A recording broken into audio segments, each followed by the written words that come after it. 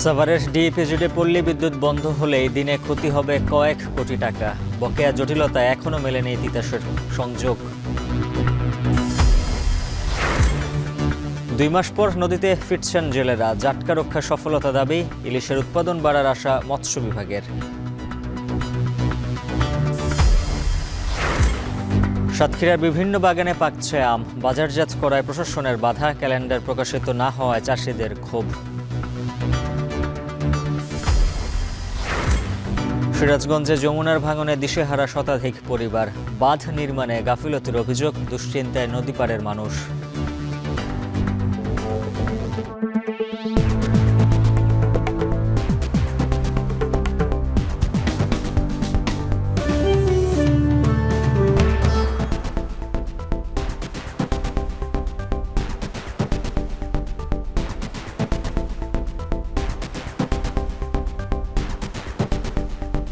স্বাগত। এখন জনপদের সঙ্গে আছে আমি উজ্জ্বল হাফিজ।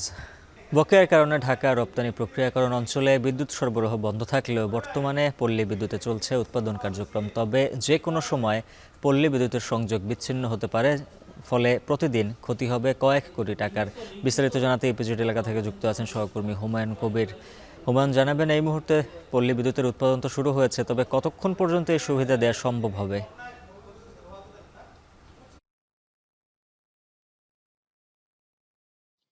উজ্জ্বল, আপনি যেমনটি বলছেন, গত সোমবার থেকে কিন্তু ইউনাইটেড পাওয়ার ডিস্ট্রিবিউশন কোম্পানির সাথে তিতাস গ্যাসের বিল নিয়ে একটি দ্বন্দ্বের কারণে কিন্তু তারা গ্যাস সংযোগ বিচ্ছিন্ন করে দেয়। ফলে কিন্তু ডিইপিজেড এর 90টি কারখানায় অচল অবস্থা সৃষ্টি হয় বিদ্যুৎ বিভ্রাটের কারণে। কারখানাগুলো কিন্তু সেদিন বন্ধ করে দেওয়া হয়েছিল, কিন্তু গতকাল থেকে আবার কিন্তু কারখানার 70% উৎপাদনে ফিরে এসেছিলেন। এখানকার যিনি নির্বাহী পরিচালক রয়েছেন শরীফুল ইসলাম, তার তৎপরতায় কিন্তু মোটামুটি এই মুহূর্তে গতকাল 70% কারখানা চালু হলেও আজকে কিন্তু তিনি পল্লী বিদ্যুতের সাথে একটি নেগোসিয়েশন করে তাদের কাছ থেকে বিদ্যুৎ নিয়েছেন, এবং ফলে কিন্তু আজকে 100% কারখানা সচল রয়েছে। তবে সেটি কতক্ষণ আসলে সচল থাকবে এবং কতক্ষণ সচল থাকবে এবং এই পল্লী বিদ্যুৎই বা কতক্ষণ বিদ্যুৎ সাপ্লাই দিতে পারবে, সে বিষয়টি আসলে দেখার বিষয়। আমরা এইসব বিষয়ে যদি একটু যুক্ত হতে চাই, ইপিজেড এর নির্বাহী পরিচালক রয়েছে, তার সাথে আমরা একটু কথা বলবো। তিনি আসলে আমাদেরকে একটু জানাবেন যে জনাব শরীফুল ইসলাম, স্বাগত আপনাকে এখন টেলিভিশনে। একটু জানতে চাই যে যে অচল অবস্থার সৃষ্টি হয়েছিল সেটি কিন্তু আপনার তৎপরতা আমরা দেখেছি 100% উৎপাদনে কিন্তু ফিরে এসেছে। আসলে এটি কতক্ষণ আসলে স্থায়ী থাকবে এবং এটি স্থায়ী সমাধান কিনা, এবং সর্বশেষ যে পরিস্থিতি সেটি নিয়ে একটু বলবেন। ধন্যবাদ আপনাকে। আপনারা জানেন যে তিতাস গ্যাস কর্তৃপক্ষের সাথে ইউনাইটেড পাওয়ার জেনারেশন কোম্পানির যে বিদ্যুৎ বিল সংক্রান্ত যে মতপার্থক্য ছিল, সেই প্রেক্ষিতে তাদের গ্যাসের সংযোগ বিচ্ছিন্ন করার ফলে যে বিদ্যুৎ বিভ্রাটের যে ঘটনাটা ঘটে, তাতে করে ঢাকা ইপিজেডের প্রায় 90টা শিল্প প্রতিষ্ঠান উৎপাদন ক্ষতিগ্রস্ত হয়। এবং সেই প্রেক্ষিতে বিষয়টা দ্রুত সমাধানকল্পে বেবজা কর্তৃপক্ষ সংশ্লিষ্ট সকলের সাথে যোগাযোগ করে এবং বিশেষ করে আরবির মাধ্যমে তাৎক্ষণিকভাবে এই বিদ্যুৎ সরবরাহ নিশ্চিতকরণের জন্য যোগাযোগ করা হয়। এবং আরবি গতকাল সকাল থেকে তারা বিদ্যুৎ সরবরাহ করছে, এবং সেটা স্বাভাবিক করতে বিকাল পর্যন্ত সময় লেগেছে। এবং গতকাল বিকালের পর থেকে ঢাকা ইপিজেডে বিদ্যুৎ সংক্রান্ত কোনো সমস্যা নাই, এবং সকল কোম্পানি তাদের যে কার্যক্রম তারা চালিয়ে যেতে পারছে। প্রোডাকশন যেটা হ্যাম্পার হয়েছে একদিনে, সেটা মূলত গতকাল বিকাল থেকে আর নাই। এবং আজকে সকালেও আরবি আমাদের ঢাকা ইপিজেডে যে যতটুকু বিদ্যুতের প্রয়োজন সেই বিদ্যুৎ তারা সরবরাহ করছে, এবং একটা ফ্যাক্টরিও আজকে বন্ধ নাই, এবং নিরবিচ্ছিন্ন বিদ্যুৎ তারা সরবরাহ করছে। এবং আমি আশা করি যে যতদিন পর্যন্ত ইউনাইটেড পাওয়ার জেনারেশন কোম্পানির সাথে তিতাস গ্যাস কর্তৃপক্ষের এই বিল নিয়ে এই মতপার্থক্য দূর না হয়, আমি মনে করি যে আরবি কর্তৃপক্ষ আমাদেরকে আশ্বস্ত করেছে যে তারা এই বিদ্যুৎ সরবরাহ নিশ্চিত করবে, এবং আশা করি এতে করে কোনো সমস্যা হবে না।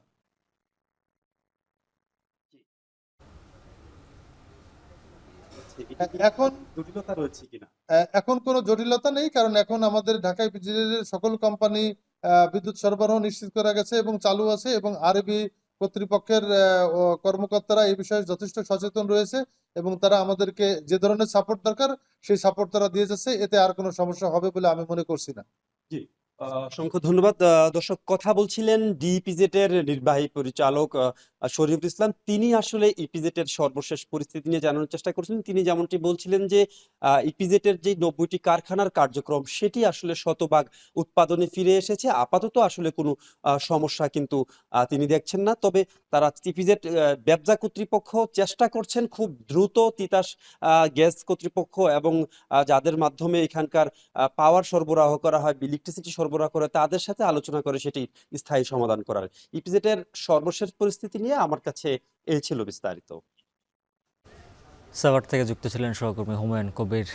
জাটকা ইলিশ রক্ষায় দেশের বিভিন্ন নদীর অভয়াশ্রমে মাছ শিকারে ২ মাসের নিষেধাজ্ঞা শেষ হচ্ছে আজ। নিষেধাজ্ঞা কাটিয়ে কাল থেকে আবারও নদীতে নামবেন জেলেরা। তাই শিকারের প্রস্তুতি নিচ্ছেন চাঁদপুরের প্রায় ৫০,০০০ জেলে। জাল আর নৌকা মেরামতে শেষ মুহূর্তে ব্যস্ত সময় কাটছে জেলেদের। মৎস্য বিভাগ বলছে, নিষেধাজ্ঞা বাস্তবায়ন হওয়ায় আগামীতে বাড়বে ইলিশের উৎপাদন। তালহা জুবায়েরের প্রতিবেদন। ইলিশের উৎপাদন বৃদ্ধির লক্ষ্যে গেল মার্চ থেকে চাঁদপুর সহ দেশের ৫টি অভয়াশ্রমে মাছ শিকারে ২ মাসের নিষেধাজ্ঞা দেওয়া হয়। এই সময়ে চাঁদপুরের মতলব উত্তর উপজেলার ষাটমল থেকে হাইমচরের চরভৈরবী পর্যন্ত পদ্মা মেঘনার ৭০ কিলোমিটার এলাকায় সব ধরনের মাছ শিকার নিষিদ্ধ করা হয়। নিষেধাজ্ঞা কাটিয়ে ১ মে থেকে আবারও নদীতে নামবেন জেলেরা। বর্তমানে মাছ শিকারের প্রস্তুতি নিচ্ছে চাঁদপুরের প্রায় ৫০,০০০ জেলে। মাছ ধরার জাল আর নৌকা মেরামতে শেষ মুহূর্তের ব্যস্ত সময় কাটছে তাদের। জেলেরা আশা করছে বন্যায় ক্ষতিগ্রস্তদের মাঝে হস্তান্তর করা হবে আবাসন প্রকল্পের ঘর। প্রকল্পের উদ্বোধনী অনুষ্ঠানে ভার্চুয়ালি হয়ে বক্তব্য রাখছেন প্রধান উপদেষ্টা ডক্টর মোহাম্মদ ইউনূস। সরাসরি চলে যাচ্ছে সেখানে। টাকা দিতে গেলে এই টাকার ভাগ বাটোয়ারা অনেক রকম হয়ে যাবে। আসলে যাদের প্রাপ্য তাদের হাতে সেই টাকা পৌঁছবে কিনা, তখন একটা প্রস্তাব আসছিল যে আশ্রয়ণ প্রকল্পের মাধ্যমে করা। আশ্রয়ণ প্রকল্প সম্বন্ধে আমার পরিষ্কার ধারণা ছিল না, নামটা জানা ছিল। তো ভাবলাম যে দেখি এটা কি করা যায়। পরে জানলাম যে এটা সেনাবাহিনী করবে, তাহলে একটু স্বস্তি পেলাম যে না, এটা অন্তত টাকাটা সঠিকভাবে ব্যবহার হবে। আজকে এটার সমাপ্তি উপলক্ষে যে চাবি বিতরণ, আপনাদের হাতে চাবি তুলে দেওয়া, এটা ভালো লাগছে যে টাকাটা সঠিক ব্যবহার হয়েছে এবং ঘরটাও সঠিকভাবে নির্মাণ হয়েছে। অনেক টাকা ব্যবহার হলেও গুণগত মান ঠিক হয় না। আজকে গুণগত মানের ব্যাপারেও আশ্বস্ত হলাম এবং টাকাটা যে ব্যবহার হয়েছে, আমরা যে টাকা দিয়েছিলাম তার অর্ধেক টাকাতে কাজটা করেছে। ওটা উল্টো খবর। সাধারণত যে টাকা দেওয়া হয় তার থেকে দ্বিগুণ আবার চাওয়া হয়। এটা যা দেওয়া হয়েছিল তার অর্ধেক ব্যবহার হয়েছে। এই অর্ধেক টাকাতেই ৩০০ ঘর তৈরি হয়েছে। এটাও একটা আনন্দের খবর। আমরা সেনাবাহিনীর যারা এই কাজে নিয়োজিত ছিলেন, এটা স্বাভাবিক পরিস্থিতিতে গৃহ নির্মাণ ছিল না, অস্বাভাবিক পরিস্থিতিতে গৃহ নির্মাণ ছিল। এটা বিশেষ আলোচনার বিষয় যে এর মধ্যেও গুণগত মান ঠিক রাখা, জিনিসপত্র হাজির করা। ঘর নির্মাণ করতে হলে তো অনেক জিনিসের সমাবেশ করতে হয়। এটাও কঠিন ছিল। রাস্তাঘাট বন্ধ ছিল, চলতে পারছে না, ব্রিজ ভেঙে গেছে, রাস্তাঘাট ভেঙে গেছে, এর মধ্যেই এই কাজটা করতে হয়েছে। আজকে যে ছবিগুলো দেখলাম তাতেও ভালো লাগলো, যেটা সুন্দর বাড়ি হয়েছে।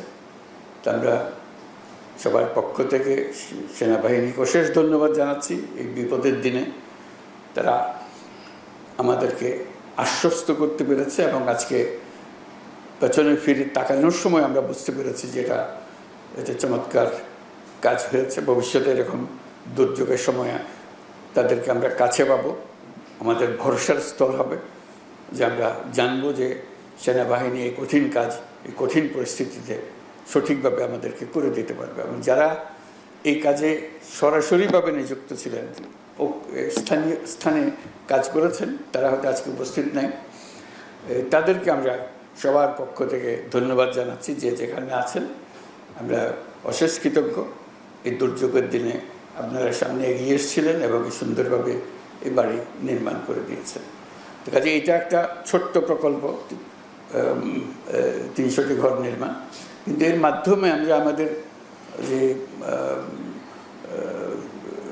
সঠিকভাবে কাজ করার, একত্রে কাজ করার, দুর্যোগ মোকাবেলা করার এবং সৎভাবে করার যে দৃষ্টান্ত স্থাপন করলাম, এটা আমাদের সবাইকে উদ্বুদ্ধ করবে। এটা আমাদেরকে বড় লেসন, আমাদের জন্য বড় প্রাপ্য। সেনাবাহিনীর কাছে আমরা সেটুকু ধন্যবাদ অবশ্যই দেব যে আমাদের এই দৃষ্টান্ত স্থাপন করার জন্য। ফেনী, কুমিল্লা, নোয়াখালী, চট্টগ্রামের বন্যা দুর্গত পরিবারসমূহের পাশে দাঁড়াতে পেরে আমরা সত্যি আনন্দিত। আমি জানি গত বন্যার পর থেকে আপনারা অবর্ণনীয় কষ্টে জীবনযাপন করেছেন।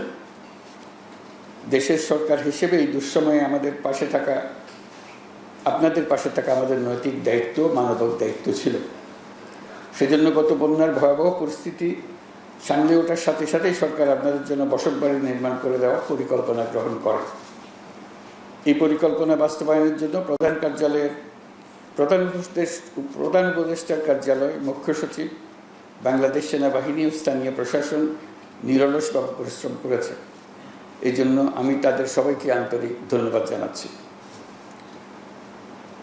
এর মাধ্যমে যারা বাড়ি পেয়েছেন, আজকে যাদেরকে দেখলাম, যারা চাবি গ্রহণ করেছেন বাড়ির, তাদের সবাইকে অভিনন্দন জানাচ্ছি যে আপনাদের এই দুর্দিনে আপনাদের পাশে থাকতে পেরে আমরাও স্বস্তি বোধ করছি যে আমরা আমাদের দায়িত্ব পালন করতে পেরেছি। এই বাড়িটি আপনার একটি অবলম্বন, মাথা গোঁজার একটা জায়গা। এখানে আপনারা পরিবার পরিজন, সন্তান সন্ততি নিয়ে বসবাস করবেন। যেহেতু এখন মাথা গোঁজার মতো একটা ব্যবস্থা হয়েছে, এখন একই সাথে আপনাদের সন্তানদের উন্নত ভবিষ্যৎ গড়ে তোলার দিকেও নজর দিতে হবে। তাদেরকে ভালো মতো পড়াশোনা করাবেন, যাতে ভবিষ্যতে তারা ভালো মানুষ, ভালো নাগরিক এবং ভালো উদ্যোক্তা হতে পারে। দেশের মানুষ আপনাদের পাশে দাঁড়িয়ে যে সাহস জুগিয়েছে, সেই সাহস সবসময় মনের মধ্যে ধারণ করবেন এবং দেশের মানুষ আপনাদের সঙ্গেই থাকবে।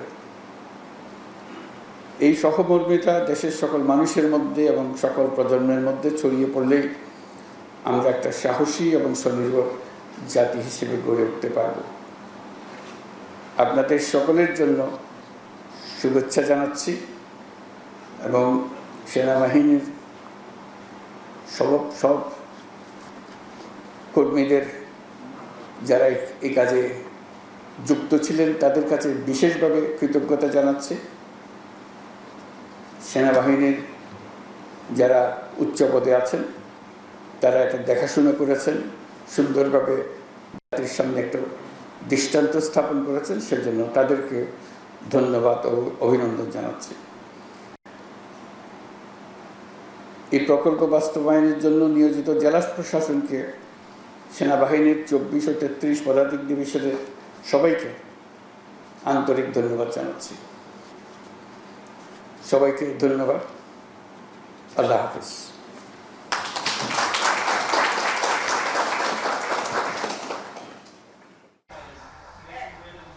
বন্যায় ক্ষতিগ্রস্তদের মাঝে ঘর হস্তান্তর অনুষ্ঠানে ভার্চুয়ালি যুক্ত হয়ে বক্তব্য রাখছিলেন প্রধান উপদেষ্টা ডক্টর মোহাম্মদ ইউনূস। সরাসরি ছিলাম সেখানে। প্রজনন মৌসুম শুরু হওয়ায় মধ্যরাত থেকে রাঙামাটির কাপ্তাই হ্রদে শুরু হচ্ছে মাছ ধরায় নিষেধাজ্ঞা। এই সময় হ্রদের মাছ পরিবহন ও বাজারজাতকরণ নিষিদ্ধ থাকবে। বিস্তারিত জানাতে রাঙামাটি মৎস্য অবতরণ কেন্দ্র থেকে যুক্ত আছেন সহকর্মী জিয়াউর রহমান জুয়েল। জানাবেন নিষেধাজ্ঞা কতদিন চলবে আর নিষেধাজ্ঞার সুফল পেতে প্রশাসনের পক্ষ থেকে কি পদক্ষেপ নেওয়া হয়েছে? উজ্জ্বল, আপনি জানেন যে দক্ষিণ পূর্ব এশিয়ার সবচেয়ে বড় যে মিষ্টি পানির কৃত্রিম জলাধার সেটি কাপ্তাই হ্রদ। আজ মধ্যরাত বিশেষ করে রাত 12টার পর থেকে এই মাছ শিকারের যে নিষেধাজ্ঞা সেটি কার্যকর হচ্ছে। আগামী 31শে জুলাই পর্যন্ত এই নিষেধাজ্ঞা কার্যকর থাকবে। এই সময়টাতে মূলত মাছ আহরণ, পরিবহন এবং বাজারজাতকরণের নিষেধাজ্ঞা দিয়েছে জেলা প্রশাসন। বিশেষ করে কাপ্তাই হ্রদ ব্যবস্থাপনা কমিটির যে সভাপতি রাঙ্গামাটি জেলা প্রশাসক মোহাম্মদ হাবিবুল্লাহ গত 16 এপ্রিল রাঙ্গামাটিতে সভা করে মূলত এই নিষেধাজ্ঞাটি দিয়েছিলেন, যেটি আজকের মধ্যরাত থেকে কার্যকর হচ্ছে। এই সময়টাতে কাপ্তাই হ্রদে যেহেতু 725 বর্গ কিলোমিটার আয়তনের এই হ্রদে মাছ শিকারে অন্তত 27,000 নিবন্ধিত জেলে সেখানে মাছ শিকার করে থাকেন। এই দীর্ঘ যে 3 মাস বন্ধ থাকবে মাছ শিকার, সেই সময়টাতে মূলত তারা বিশেষ ভিজিয়ে চাল পাবেন এবং তারা অন্যান্য কাজে সময় পার করবেন। একটুখানি বলে রাখি যে এই চলতি মৌসুমে গত 1 সেপ্টেম্বর থেকে যে মাছ আহরণ শুরু হয়েছে সেটি গত 8 মাসে 8,900 মেট্রিক টন মাছ আহরিত হয়েছে এবং যেখান থেকে 18,50,00,000 টাকার বেশি রাজস্ব আদায় করেছে এই রাঙ্গামাটি মৎস্য উন্নয়ন কর্তৃপক্ষ।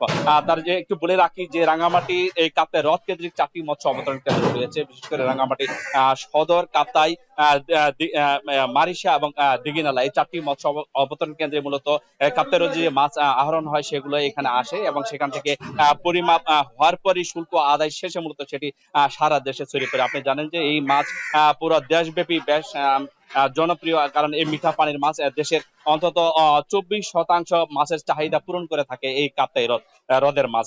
রাঙ্গামাটি থেকে এই ছিল আমার কাছে সবশেষ। উজ্জ্বল। রাঙ্গামাটি থেকে যুক্ত ছিলেন সহকর্মী জিয়াউর রহমান জুয়েল। মুন্সিগঞ্জের গজারিয়ায় মোটর শেল নিষ্ক্রিয় করার সময় ভয়াবহ বিস্ফোরণে ক্ষতিগ্রস্ত হয়েছে অর্ধশতাধিক ঘরবাড়ি। আতঙ্কিত এলাকাবাসী। তাদের অভিযোগ, শেলটির ধ্বংসাত্মক ক্ষমতা বিবেচনায় না নিয়েই বসতবাড়ির পাশেই বিস্ফোরণ ঘটিয়েছে আইন শৃঙ্খলা বাহিনী। আরও জানাচ্ছেন সাজিদ আরাফাত। দেখে মনে হতে পারে যুদ্ধবিধ্বস্ত কোনো এলাকা। ছিন্ন ভিন্ন ঘরবাড়ি, ভেঙে পড়েছে জানালার কাচ, ঘরের দরজা জানালা, এলোমেলো আসবাবপত্র। এসবই মর্টার শেল নিষ্ক্রিয় করার সময় বিস্ফোরণে ক্ষতির চিহ্ন। মঙ্গলবার রাত 8টার কিছু আগে মুন্সিগঞ্জের গজারিয়ার প্রত্যন্ত গ্রাম আড়ালিয়ায় মাটির নিচে পাওয়া মর্টার শেল নিষ্ক্রিয় করে বোম্ব ডিসপোজাল ইউনিটের সদস্যরা। এ সময় বিকট শব্দে বিস্ফোরণ ঘটে। মুহূর্তেই কেঁপে ওঠে আশপাশের এলাকা। লণ্ডভণ্ড হয়ে যায় অর্ধশত ঘরবাড়িসহ ব্যবসা প্রতিষ্ঠান। আতঙ্কিত হয়ে পড়েন শিশু, নারীসহ এলাকাবাসী। মারা যায় বেশ কিছু গবাদি পশুও। আমার সব শেষ, আমার ঘর তুসমাস হয়ে গেছে, ঘরের ফার্নিচার সব শেষ হয়ে গেছে স্যার। এখন আপনার কাছে আবেদন, আমি দিন আনি দিন খাই। ঘর বাইরে ভেঙে গেছে, যে দোকানপাট, এই যে এখানে গরুর খামার আছে, গরু মনে হয় মারা গেছে, 2টা না 3টা মারা গেছে। ঘটনাস্থলে গিয়ে দেখা যায় আতঙ্ক কাটেনি এলাকাবাসীর। নির্ঘুম রাত কাটাচ্ছেন অনেকেই। ক্ষতিগ্রস্ত ঘরবাড়িতে কারো কারো ঘুমানোর মতো অবস্থাও নেই। তাদের অভিযোগ, শক্তিশালী এই বোমার ধ্বংসাত্মক ক্ষমতা মাথায় না বুঝে জনবসতির মাঝেই এর বিস্ফোরণ ঘটানো হয়েছে। ফলে ক্ষয়ক্ষতি হয়েছে বেশি। ঘরে ঢুকে দেখি ঘরের ভিতরে যা ছিল সব শেষ। উপরে চাল, এই বেড়া, টিন, সুকেস, আলমারি সব ক্ষয়ে গেছে একদম। যে রাত্রের যে রাত কাটাবো, একটু ঘুমাবো, সেই জায়গার পর্যন্ত নেই। গ্রামের মাঝখানে তারা জেনে শুনে, জানে ক্ষতি হবে, তারা জেনে শুনে গ্রামের মাঝখানে এটা বোমটাকে ডিসপোজ করলো। তো এই ক্ষয়ক্ষতির দায় কে নেবে? ইউনো প্রশাসন বলছে যে এটা করবে, কিন্তু ওই রকম কোনো বাণী দিয়ে যায় নাই যে আমরা ওই ভরসায় থাকবো। মর্টার শেল বিস্ফোরণের ভয়াবহ অভিজ্ঞতার শিকার হল মুন্সিগঞ্জের গজারিয়ার আড়ালিয়া গ্রামের শতাধিক পরিবার। মর্টার শেল বিস্ফোরণের সময় এখানকার টিনের চাল উড়ে যাওয়া, সিলিং ফ্যান খুলে যাওয়া কিংবা জানালার গ্রিল পর্যন্ত উড়ে যাওয়ার ভয়াবহ অভিজ্ঞতা হয়েছে এখানকার মানুষের। তবে এমন আকস্মিক ক্ষতির কোনো ধরনের অতীত অভিজ্ঞতা তাদের ছিল না। এখন তারা ক্ষতিপূরণ দাবি করছেন। স্থানীয়রা জানান, গত সোমবার এ এলাকায় জমির মাটি কাটার সময় পাওয়া যায় একটি অবিস্ফোরিত মর্টার শেল। পরে আইনশৃঙ্খলা বাহিনীকে খবর দিলে সেটি নিষ্ক্রিয় করার উদ্যোগ নেওয়া হয়। বিস্ফোরিত মর্টার শেলটি মুক্তিযুদ্ধের সময়কার নাকি তারও আগের সে বিষয়ে কোনো সুনির্দিষ্ট তথ্য মেলেনি। সাজিদ আরাফাত, এখন মুন্সিগঞ্জ। প্রতি বছর এপ্রিলের মাঝামাঝি আমের ক্যালেন্ডার প্রকাশিত হলেও এবার দেরি হওয়ায় বিড়ম্বনা সাতক্ষীরার আম চাষিরা। আবহাওয়াগত কারণে জেলার কিছু এলাকায় আগেভাগে আম পাকলেও বাজারজাত করতে না পারায় পড়তে হচ্ছে বিপাকে। এদিকে প্রাকৃতিক দুর্যোগের শঙ্কা, ভালো দাম পেতে অনেকেই অবৈধ পন্থায় আম বিক্রি ও পরিবহনের চেষ্টা করছেন। প্রশাসনের পক্ষ থেকেও অভিযান চালিয়ে জব্দ করা হচ্ছে অপরিপক্ক আম। সাতক্ষীরা থেকে আহসান রাজীবের প্রতিবেদন, ক্যামেরায় ছিলেন মাসুদ রানা। সাতক্ষীরার গোবিন্দভোগ, গোপালভোগ, হিমসাগর, ল্যাংড়া ও আম্রপালি জাতের আমের কদর আছে দেশ বিদেশে। আবহাওয়া ও মাটির গুণাগুণের কারণে এখানকার আম আগেভাগেই পাকে। গত কয়েক বছর আমের গুণগত মান ঠিক রাখতে জেলা প্রশাসন থেকে আম সংগ্রহের নির্ধারিত সময় বেঁধে দেয়া হচ্ছে। এজন্য জাতভেদে আম গাছ থেকে সংগ্রহের জন্য তৈরি করা হয় আম সংগ্রহ ও বাজারজাতকরণ ক্যালেন্ডার। তবে এই ক্যালেন্ডার নিয়ে চাষিদের রয়েছে নানা অভিযোগ। তাদের দাবি, কোনো পরামর্শ না করে সুবিধাভোগী ব্যবসায়ীদের পরামর্শে কৃষি বিভাগ ও জেলা প্রশাসন থেকে তারিখ নির্ধারণ হয়। এতে সময় মতো বাজার ধরতে পারেন না প্রকৃত চাষিরা। তার উপর রয়েছে বৈরী আবহাওয়া ও প্রাকৃতিক দুর্যোগের শঙ্কা। ফলে প্রতি বছরই ক্ষতিগ্রস্ত হচ্ছেন তারা। ক্যালেন্ডারটা আগাম দিলে আমরা উপকারিত হব, কারণ বৈরিক ঝড় বৃষ্টি অনেক কিছু আছে, তারপরে রাজশাহীর সাথে যদি আমাদের টালি হয় তাহলে আমরা বড় আকারে ক্ষতিগ্রস্ত হয়ে যাব। আমার আমটা যদি কালকে ঝড়ে নষ্ট হয়ে যায় বা পড়ে যায়, সেক্ষেত্রে আমি কি করব? সেক্ষেত্রে তো আমি দাম পাবো না। তার আগে কি আমি যদি আমটা পেড়ে বাজারে কাঁচা আম হিসাবে, টক আম হিসাবে কম দামেও বিক্রি করে দিই, সেক্ষেত্রে আমি 2টা টাকা ইনকাম করতে পারতেছি। আবহাওয়াটা এত সচ্ছল যে আম দ্রুততম পেয়ে যাচ্ছে। এখন সরকার আমাদের দিক যদি নজর না দেয় তা আমাদের ওই আমপান ঝড়ের মতন অবস্থা হয়ে যাবে, পুঁজি বাটা সব হারাই যাবে, আমরা আর থাকবো না। আম যদি কিছু কিছু গাছের আমগুলো যদি পেড়িয়ে যদি বিক্রি করে দেয় তা আমাদের কিছু ব্যবসাদারেরা কিছু বেশি দেবে, কিছু টাকা চলে আসবে। প্রতি বছরই সাতক্ষীরার আম আগেভাগেই বাজারে আসে, তাই এরই মধ্যে বিভিন্ন প্রান্তের ব্যবসায়ীরা আম কিনতে আসতে শুরু করেছেন সাতক্ষীরায়। বাজারে উঠতে শুরু করেছে গোলাপখাস, শরীখাস, গোপালভোগ, বোম্বাই সহ দেশি জাতের টক আম। তবে এবছর আমের ক্যালেন্ডার প্রকাশে দেরি হওয়ায় লোকসানের শঙ্কায় আম চাষিরা আমাদের কাছে দাদন নিয়ে ব্যাংকের থেকে লোন নিয়ে যারা আম চাষ করেছে তারা এত ক্ষতিগ্রস্ত, তার একমাত্র কারণ হচ্ছে কিনা আগাম আম পাকা।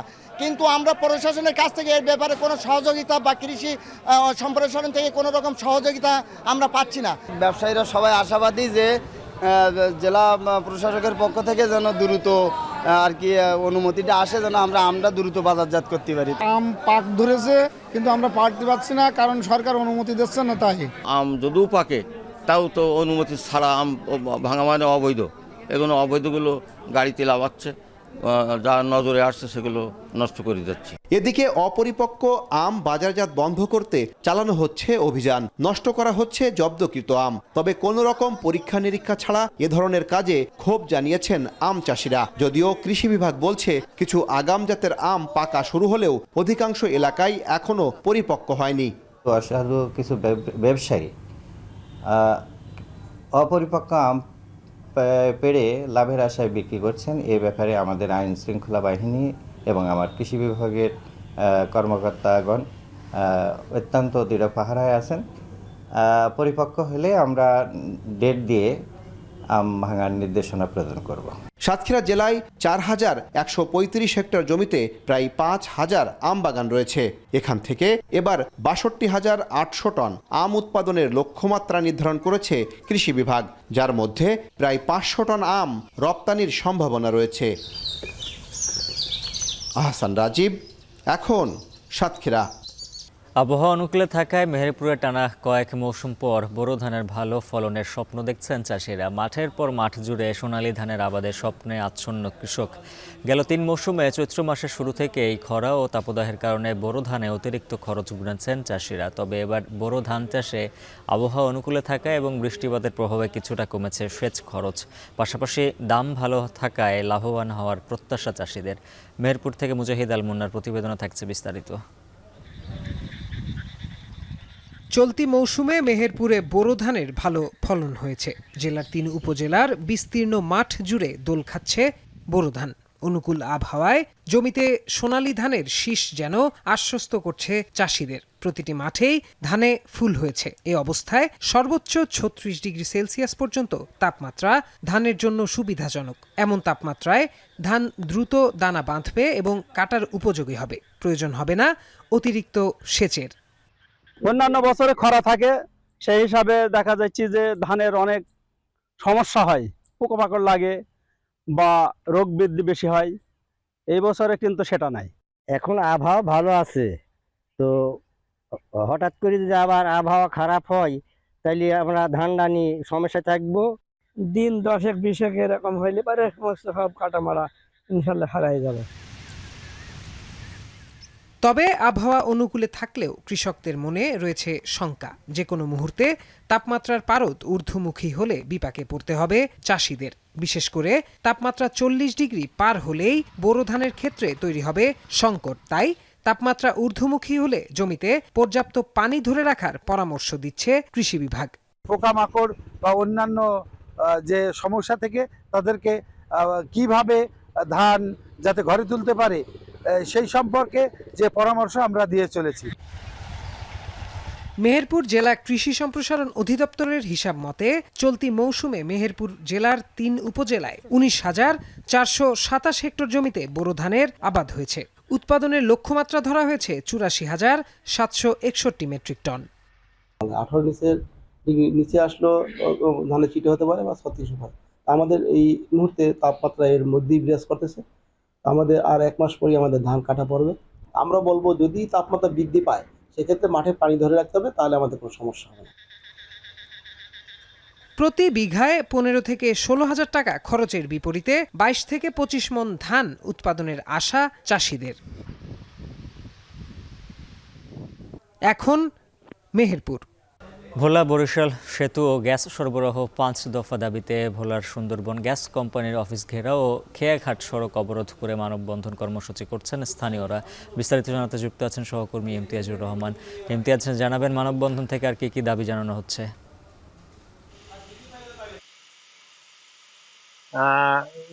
দয়া নয়, ভোলার গ্যাস ভোলায় চাই, ভোলা বরিশাল সেতু চাই, এই এমন প্রায় 5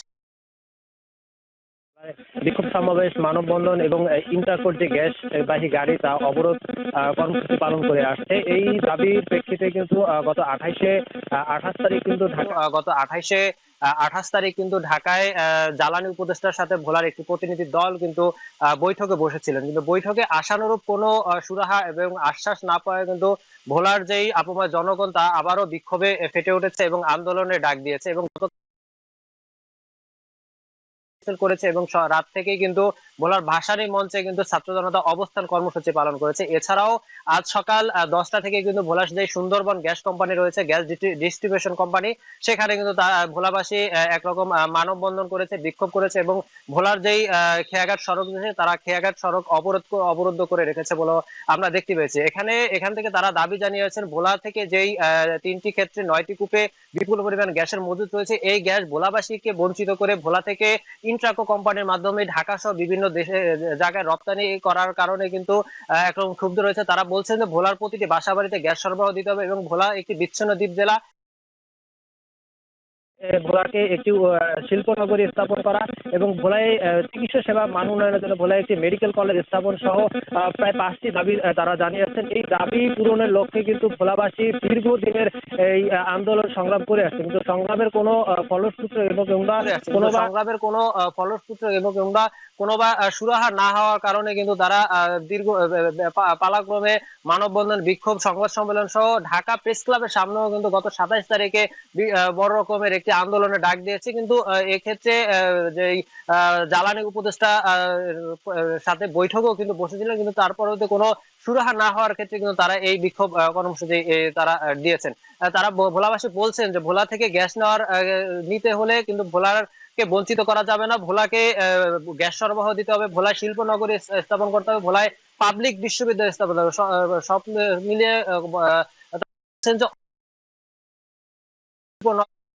সম্পূর্ণ করতে হবে। কেননা ভোলা থেকে গ্যাস যাচ্ছে, ভোলা থেকে মাছ, ইলিশ যাচ্ছে এবং উদ্ভিদ, ধান, সুপারি সব ব্যাপক ফসল যাচ্ছে, কিন্তু সেই ক্ষেত্রে দীর্ঘদিন থেকে কিন্তু ভোলা একরকম অবহেলিত রয়েছে। 1994-95 সালে ভোলার প্রথম গ্যাসের সন্ধান পাওয়া যায়। এর পরবর্তীতে 2014 সালে ভোলার প্রায় 3434টি বাসাবাড়িতে গ্যাস সংযোগ দেওয়া হয়েছিল এবং 2018 সালে তৎকালীন সরকার কিন্তু এই গ্যাস সরবরাহ বন্ধ করে দেওয়া হয়েছিল এবং কোনো শিল্প কারখানা কিংবা বিসিক শিল্প নগরী কেন্দ্র কিন্তু এখন পর্যন্ত গ্যাস সরবরাহ পৌঁছায়নি। এতে করে একরকম অবহেলিত একটা জেলা হিসাবে পরিণত হয়েছে, এত কিছু স্বয়ংসম্পূর্ণ থাকার পরও। তাই ভোলাবাসী চাচ্ছেন যে অতি শীঘ্রই তাদের যেই দাবি দেওয়া পূরণ করা হবে এবং ভোলাকে স্বয়ংসম্পূর্ণ করা হওয়ার দাবি কিন্তু ভোলাবাসী।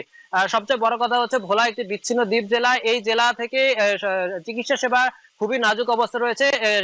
কোনো সাধারণ রোগী অসুস্থ হলে ঢাকা কিংবা বরিশালে যেতে হয়, সেই ক্ষেত্রে ভোলার চিকিৎসা সেবা মান উন্নয়ন এবং মেডিকেল কলেজ স্থাপনের দাবি তাদের। তো এই ছিল আমার কাছে ভোলার সুন্দরবন গ্যাস কোম্পানি থেকে সর্বোচ্চ তথ্য। উজ্জ্বল।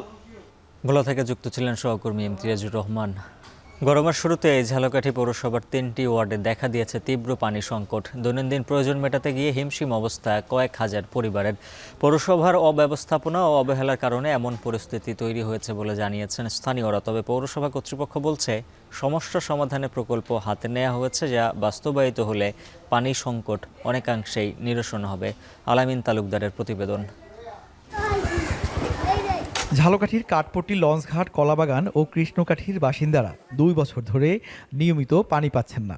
গরমে এসব এলাকায় পানি সংকট তীব্র আকার ধারণ করছে, কারণ দিনে মাত্র 2 থেকে 3 ঘন্টা পানি সরবরাহ করে পৌরসভা। ফলে প্রতিদিনের কাজে যে পরিমাণ পানি দরকার তা পাচ্ছেন না স্থানীয়রা। তীব্র রোদ উপেক্ষা করে খাল ও নদী থেকে পানি সংগ্রহের পাশাপাশি লাইনে দাঁড়িয়ে গভীর নলকূপের পানির জন্য অপেক্ষা করতে হচ্ছে তাদের। এমনকি বারবার অভিযোগের কথা জানিয়েও সমস্যার সমাধান হয়নি বলে জানান এলাকাবাসী। পানি থাকে না, এই যে বাচ্চা কাচ্চারা নিয়ে রান্না বাড়া খুব কষ্ট। সানা কাটা জল লাগে না, বাচ্চা গো কাপড় চোপড় কাঁচা লাগে না, কোনো পানিই নেই। ডিপ টিউবওয়েলের লেয়ার তো অনেক নিচে, পানি কিছু এই অল্প অল্প ওঠে। পানির সমস্যা জানলে সবকিছু জানলে কোনো কর্ণপাত নাই। দীর্ঘদিনের পানির সমস্যার কথা স্বীকার করে পৌরসভার সহকারী প্রকৌশলী জানান, পানি সমস্যার সমাধানে ইতোমধ্যে কয়েকটি প্রকল্প অনুমোদনের অপেক্ষায় রয়েছে, যা বাস্তবায়িত হলে পানি সংকট অনেকাংশেই কমবে। এই ব্যাপারে প্রকল্প হাতে নিয়েছি। ইতিমধ্যে অক্টোবর মাসে 7 টাউন প্রকল্পের কাজ শুরু হওয়ার কথা ছিল, কিন্তু দেশের পরিবর্তিত পরিস্থিতির কারণে এই প্রকল্পটি এখনও শুরু হয় নাই। আমরা আশা করতেছি শীঘ্রই এটা শুরু হলে ঝালকাঠির পানি সংকট তীব্রতা থেকে আমরা রক্ষা পাবো। ঝালকাঠি পৌরসভায় বর্তমানে 8,500 পানির গ্রাহক রয়েছে। এর মধ্যে পানি সংকটে রয়েছে প্রায় 3,000 গ্রাহক। আল আমিন তালুকদার, এখন ঝালকাঠি। মিল্কভিটা সিরাজগঞ্জের দুগ্ধ খামারিদের সংগ্রহ করা দুধের দাম লিটারে 5 টাকা কমিয়ে দিয়েছে। এতে লোকসানে খামারিরা। বিস্তারিত জানাতে সাজাদপুরের রেশমবাড়ি থেকে যুক্ত আছেন সহকর্মী রিফাত রহমান। রিফাত, জানাবেন হঠাৎ করে দুধের দাম কমিয়ে দেওয়ার কারণ কি, আর কি বলছেন খামারিরা?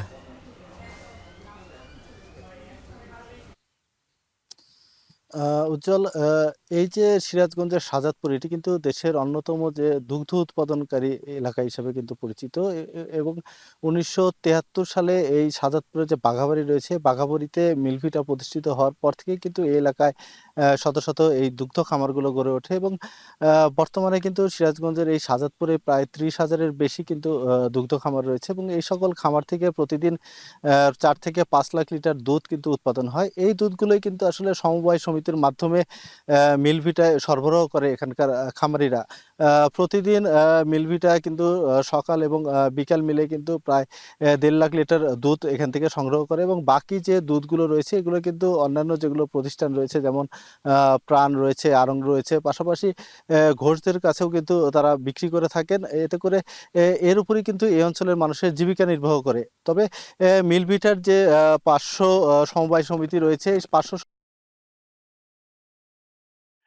কিন্তু তারা নির্ভরশীল, তারা প্রতিদিন মিলভিটায় যে দুধগুলো সরবরাহ করে তার উপরে কিন্তু তাদের আসলে খামার চলে। তবে এই যে হঠাৎ করে গত 20 তারিখে কিন্তু মিলভিটা প্রতি লিটার দুধে 5 টাকা করে কমিয়ে দিয়েছে। এতে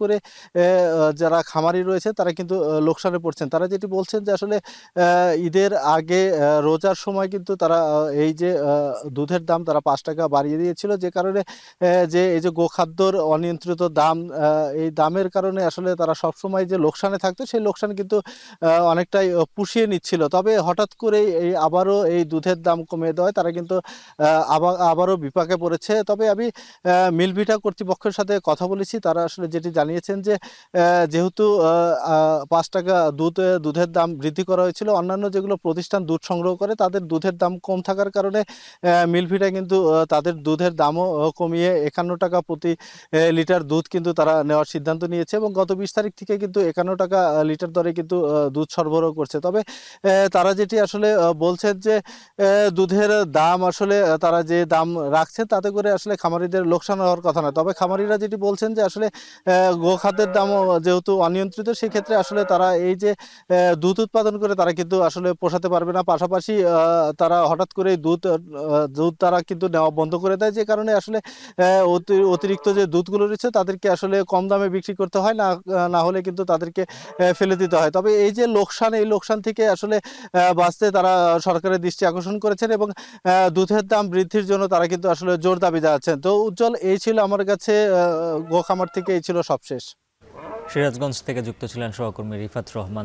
সপ্তাহ ব্যবধানে ফেনীতে সব ধরনের বিদেশি ফলের দাম বেড়েছে কেজিতে 25 থেকে 30 টাকা পর্যন্ত। এদিকে বাজারে দেশীয় ফল আম ও লিচু আসতে শুরু করলেও দাম বাড়তে। বিস্তারিত জানাতে ফেনীর মহিপাল ফলের আড়ত থেকে যুক্ত আছেন সহকর্মী সোলাইমান ডালিম। ডালিম, জানাবেন বাজারে ফলের সরবরাহ ও দরদাম কেমন? অজল যেমনটি বলছিলেন, আমরা এখন আছি ঢাকা চট্টগ্রাম মহাসড়কের ফেনীর মহিফালের ফলের আড়তে। এই বাজারে এসে আমরা যেটি দেখেছি যে এক সপ্তাহের ব্যবধানে বিদেশি যত ধরনের ফল রয়েছে, আপেল, মালটা, আঙুর, নাশপাতি সহ সব ধরনের ফলে কিন্তু প্রতি কেজি প্রতি 25 থেকে 30 টাকা দাম বেড়েছে। এই আমরা দেখেছি যে আজকের বাজারে আপেল বিক্রি হচ্ছে 300 টাকা, মালটা 350 টাকা, আঙুর বিক্রি হচ্ছে 450 থেকে 500 টাকা।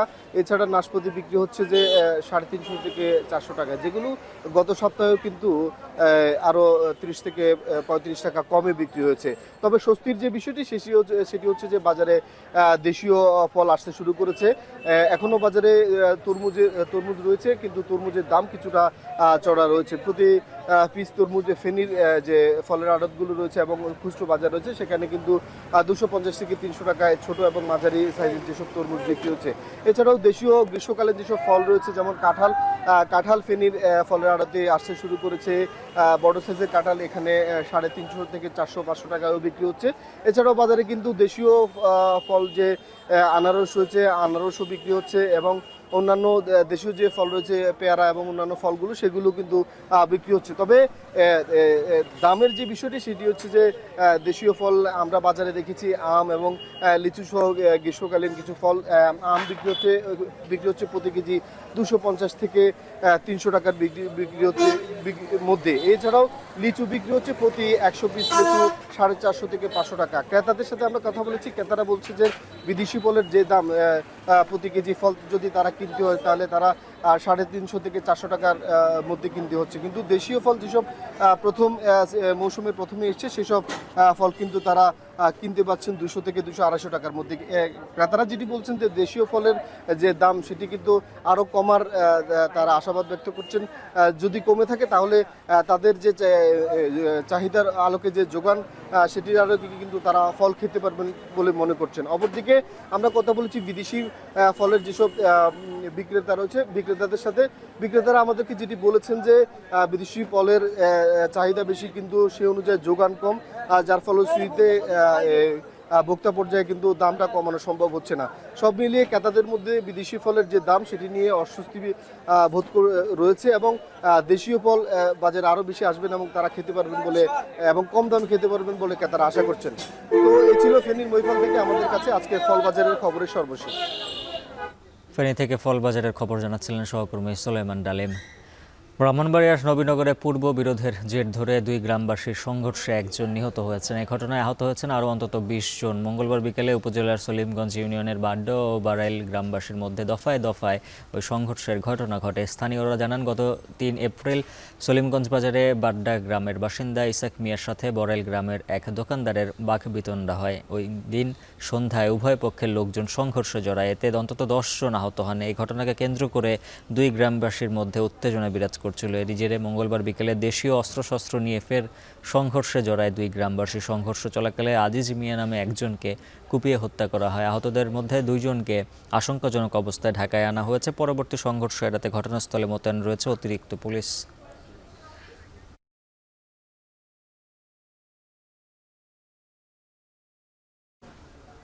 আর এই ছিল এখন জনপদের আয়োজন। এখন টেলিভিশন ওয়েবসাইটে দেখুন এখন.tv, ফেসবুকে দেখুন facebook.com/tv.এখন, আর ইউটিউবে সরাসরি দেখতে ভিজিট করুন youtube.com/c/echontv।